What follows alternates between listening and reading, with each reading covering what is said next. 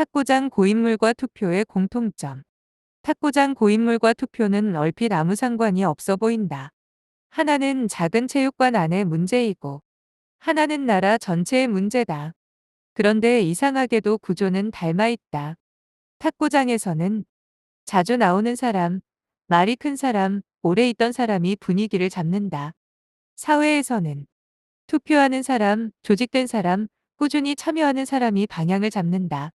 결국 세상은 옳은 사람이 이끄는 곳이라기보다 계속 자리에 남아있는 사람이 영향력을 갖는 곳에 가깝다. 이게 좀 무섭다. 탁구장에 처음 온 사람은 조심스럽다. 어디에 앉아야 하는지, 누구와 쳐도 되는지, 어느 테이블을 서도 되는지, 말투는 어떻게 해야 하는지 눈치를 본다. 그런데 고인물은 다르다. 이미 자기 자리가 있다. 이미 자기 편이 있다. 이미 자기 방식이 규칙처럼 굳어 있다. 여긴 원래 이렇게 해. 저 사람은 원래 저래. 초보는 저쪽에서 쳐야지. 복식은 우리가 정할게. 처음엔 아무도 공식적으로 권한을 준 적이 없다. 회장도 아니고, 코치도 아니고, 운영자도 아니다. 그런데 오래 있다 보면 이상하게 권력이 생긴다. 먼저 온 시간이 권위가 되고, 많이 아는 척이 질서가 되고, 큰 목소리가 규칙이 된다. 민주주의도 비슷하다. 투표장에 나오는 사람은 계속 나온다. 관심 있는 사람은 계속 말한다. 조직된 사람은 계속 움직인다. 반대로 조용한 사람은 속으로만 말한다.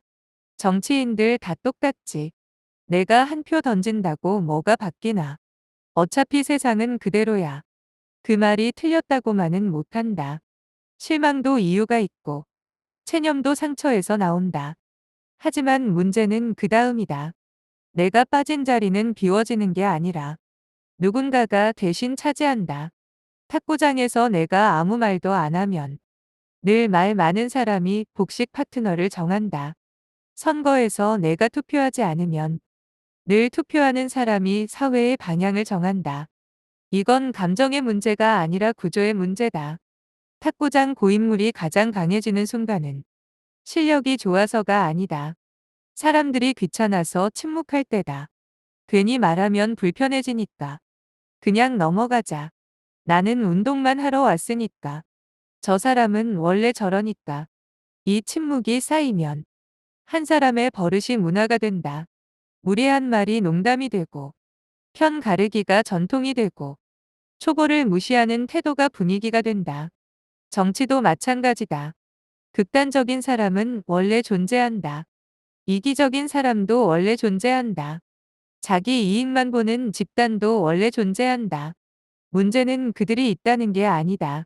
그들만 꾸준히 참여할 때 문제가 커진다. 투표율과 정치 참여는 민주주의의 건강성과 연결된다. 일반적으로 더 많은 시민이 참여할수록 선출된 권력이 더 넓은 책임성을 갖게 된다는 설명이 많다. 즉, 투표를 안 하는 사람은 그냥 중립에 서 있는 게 아니다.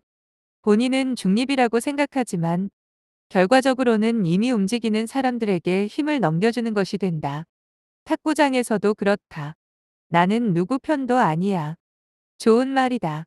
하지만 누군가 계속 초보를 무시하고, 누군가 계속 약한 사람을 이용하고, 누군가 계속 자기들끼리만 판을 짜는데도 아무 말도 안 하면 그 중립은 어느 순간 약한 사람에게는 버림처럼 느껴진다.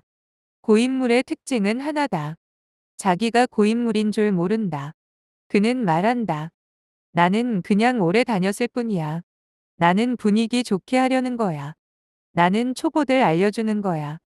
나는 탁구장을 위해서 말하는 거야. 무섭게도 많은 권력은 자신을 권력이라고 부르지 않는다. 그냥 경험이라고 부른다. 그냥 관심이라고 부른다. 그냥 애정이라고 부른다. 정치도 그렇다. 어떤 사람은 자기 이익을 나라 걱정이라고 부른다. 어떤 집단은 자기 기득권을 질서라고 부른다. 어떤 세력은 자기 편의 승리를 국민의 뜻이라고 부른다. 그래서 참여하지 않는 사람은 늘 착각한다. 누군가 알아서 잘하겠지. 아니다. 세상은 알아서 좋아지지 않는다. 탁구장도 알아서 좋아지지 않는다. 가만히 두면 좋은 사람이 중심이 되는 게 아니라 계속 버티는 사람이 중심이 된다. 좋은 사람은 상처받으면 떠난다. 예민한 사람은 분위기를 견디지 못하고 빠진다. 초보는 눈치를 보다가 안 나온다. 조용한 사람은 불편해도 그냥 그만둔다. 그런데 고인물은 남는다. 그리고 말한다. 요즘 사람들은 끈기가 없어. 아이고, 이 말 나오면 라켓으로 이 말을 살짝 탁 치고 싶다. 물론 진짜로 치면 안 된다. 우린 문명인이니까. 공만 쳐야 한다. 투표를 안 하는 사람에 대해 비관적인 생각이 드는 이유도 여기에 있다.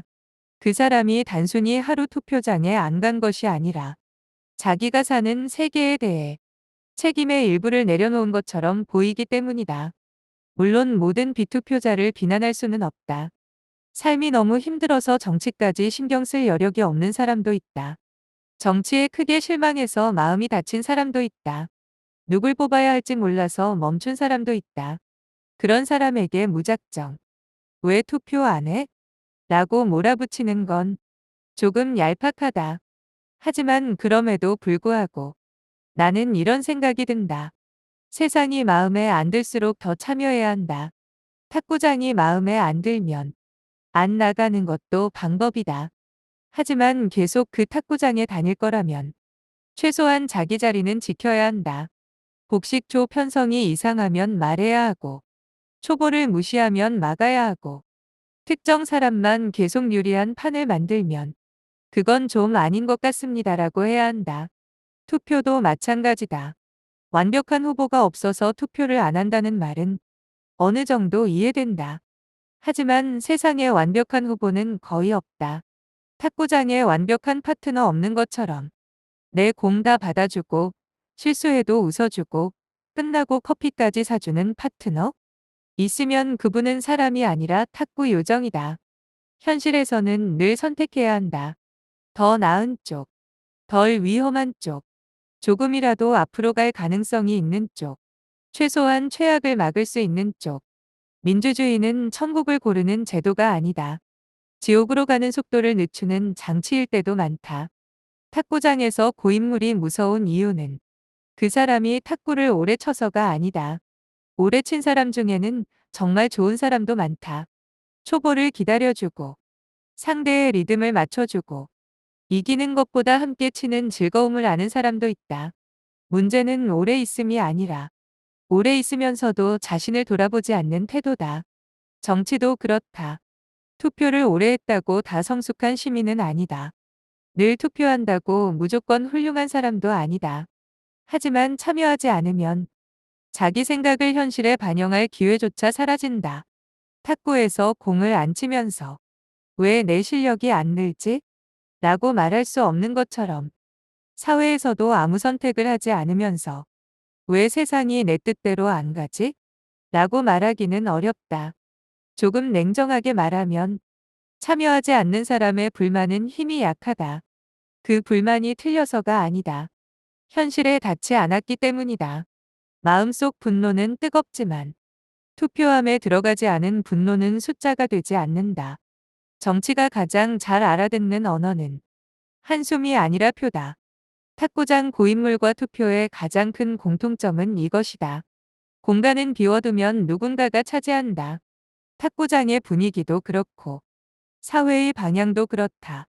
좋은 사람들이 조용히 빠져나가면 그 자리는 좋은 사람을 기다려주지 않는다. 더 뻔뻔한 사람이 앉는다. 더 시끄러운 사람이 말한다. 더 집요한 사람이 규칙을 만든다. 그래서 우리는 가끔 귀찮아도 남아야 한다. 말해야 한다. 선택해야 한다. 참여해야 한다.